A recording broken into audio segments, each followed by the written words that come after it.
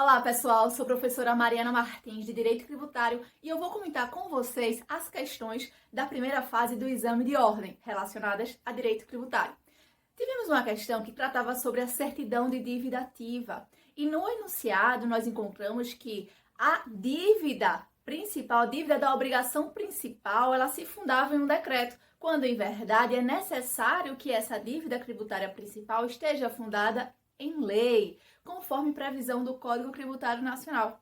Tivemos ainda a questão relacionando o imposto de renda com a questão dos tratados internacionais, onde tínhamos um cidadão que tinha oferido renda no exterior, porém ele queria saber se seria ou não tributado aqui no Brasil. E neste caso ele seria sim tributado no Brasil, porque não existia tratado internacional regulamentando essa situação. Tivemos ainda uma questão tratando sobre a preferência do crédito tributário em processo de falência.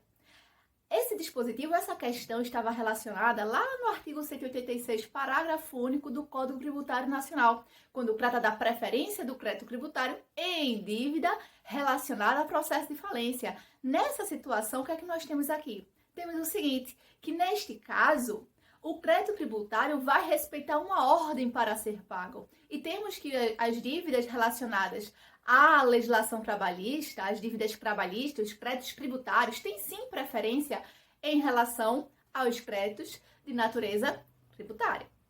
Temos ainda outras questões. Tivemos uma questão relacionada ao ITCMD.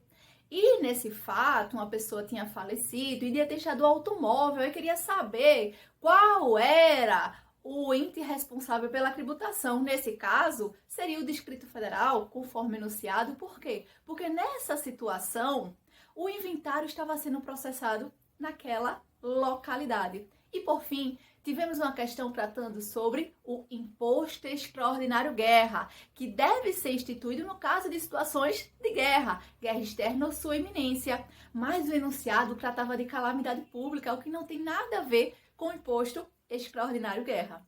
Pois bem, pessoal, essas são as minhas considerações sobre a prova de tributário da primeira fase do exame de ordem. E a prova foi difícil, não foi fácil não.